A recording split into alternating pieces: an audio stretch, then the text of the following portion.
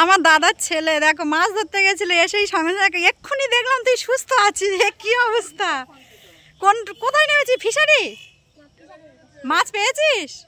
হ্যাঁ ওরম বড় নাকি? কই দেখি, কই চ, কত বড়? আরেকবার দেখা। মিথ্যে কথা, ও নাকি আমাদের ফিশারিটা এরকম কাটিয়েছে। এটা আমাদের ফিশারি, এত বড় নাকি মাছ ধরেছে। এর সাইজ কি বৌদি? ও সত্যিকারে তো এইটা ও ধরলো, অনেকটা বড় মাছ। কাঁটা মারবে,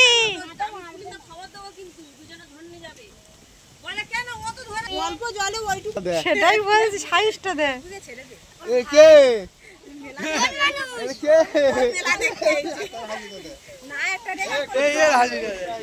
এই বাপের এই ছেলে, আর কইছি না দাদা দেখে কত খুশি। দাদা কি হয়েছে? দাদা দাদা কই? দাদা কই না?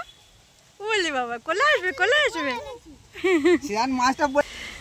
এই দেখো এই আমাদের ফিশারি, এই ওই একদম সেই নদী রাস্তা পর্যন্ত অনেক মাছ ছিল। এই যে সব শুকিয়ে নিয়েছে। আর ওই যে আমার ভাইপো ওই মাছটা ধরেছে, সেটা কোথা থেকে আমি দেখাচ্ছি। আগে এটা ধান জমি ছিল, আর এই পাড়ে আমাদের সব সবজি চাষ হতো, টমেটো, উচ্ছে, এই সব সবজিগুলো চাষ হতো। আর বাবা মারা যাওয়ার পর থেকে ভাইরা চাষ সম্পর্কে এত কিছু বোঝে না, ওই জন্য পরে এটা ফিশারি করা হয়েছে। আর এই যে এইটাই ছিল না, এইটাই নাই মনে হচ্ছে ওপারেরটাই ছিল। ওরা কোনটা থেকে ধরলো? এই যে দূরে আমাদের বাড়ি, ওই ঘরটার পিছনে ওইটাই। আর প্রচুর কাঁকড়া ছিল আগে, বাতাস হচ্ছে প্রচন্ড। এদিকে আমাদের এদিকে সুন্দরবনে হয়তো অত কারেন্ট এসেছে নতুন, আমরা যখন ছোট ছিলাম তখন কারেন্ট ছিল না, কিন্তু প্রচন্ড হাওয়া, সবসময়ের জন্য ঝড়ের মতো হাওয়া হয়। ওইটা থেকে মাছ ধরেছে। ওখানে প্রচুর কাঁকড়াও আছে, কাঁকড়া, বাগদা চিংড়ি এইসব আছে। আর ওপারে ওই যে জঙ্গল সবুজ মতো, ওতে বাঘ আছে। কিছুদিন আগে, কিছুদিন বলতে 1.5-2 মাস আগে বাঘ পার হয়ে এসেছিল। ওই যে দূরে একটা খেজুর গাছ মতো দেখা যাচ্ছে, ওর একটু ওপারে বাঘ এসেছিল। একদিন ছিল, একজনকে আহত করেছে।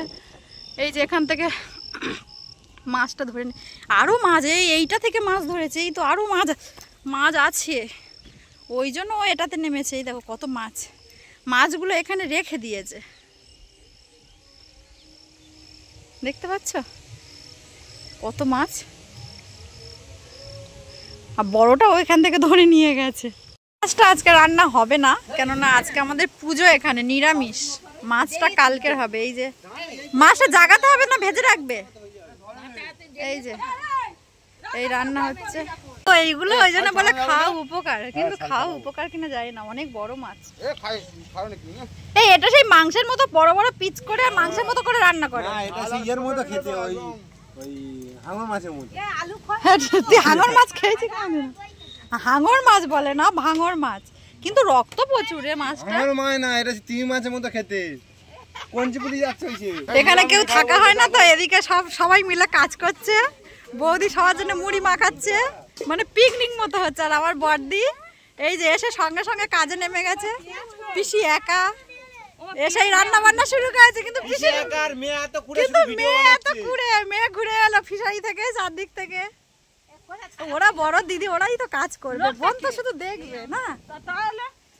তাই তো, বড় দিদিরা তো কাজ করবে, বোনরা তো শুধু দেখবে। যাচ্ছি ওপারে পুজো দিতে।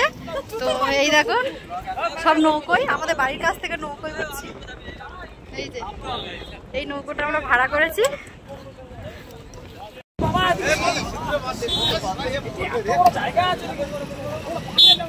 এত গাড়ি যাচ্ছে, এত গাড়ি, প্রচুর মেলায় লোক যাচ্ছে।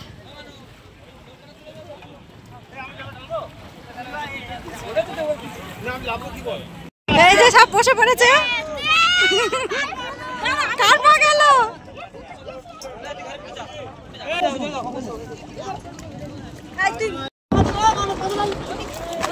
এই বাবা হেলে যাচ্ছে কেন? কাকু বসো। লোক চালালে বেশি নৌকা দাম খাবে। আমি ভিতরে যেতে পারলে ভিতরে যাওয়ার জায়গা পাই।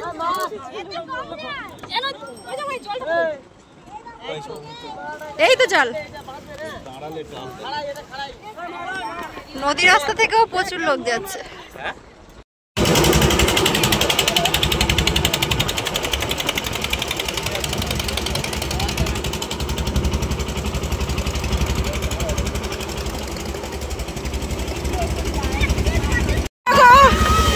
এবার প্রচন্ড ঢেউ হচ্ছে। এইখানে 3 রাস্তার মুখ তো, এইদিকে একটা, এই আমরা যেদিক থেকে আসছি, আর ওই যে ওই দূরে একটা, ওইদিকে একটা 3 রাস্তার মোড়। তো ওই দিকটা আমাদের বাংলাদেশের দিকে চলে গেছে। ওই যে লঞ্চটা দাঁড়িয়ে আছে ওইদিকে একটা রাস্তা আছে, ওটা বড় নদীর মুখ, ওদিকে বাংলাদেশ।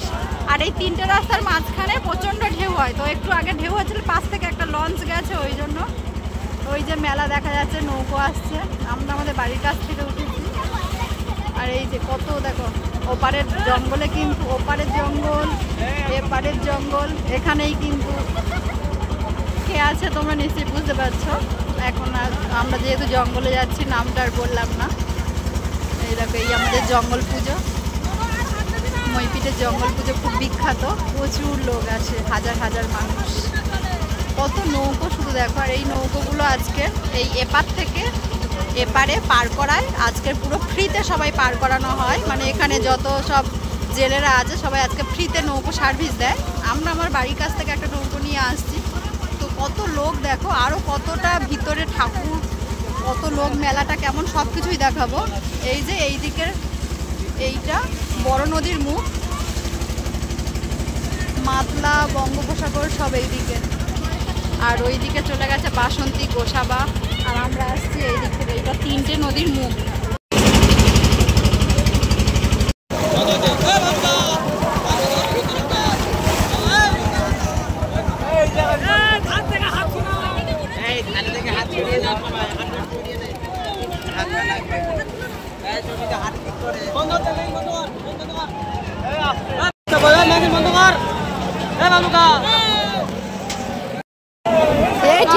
নৌকার সাইডে হাত দেবে না।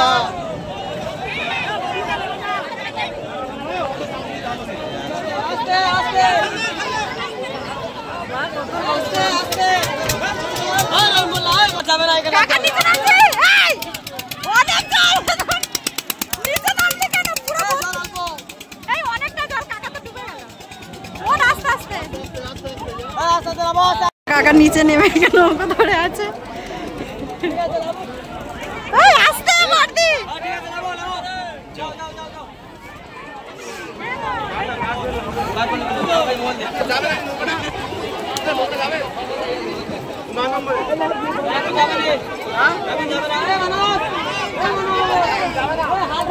আসো নরম নেবো, লোক যত শুধু লোক, আরো ওপার থেকে লোক আসছে।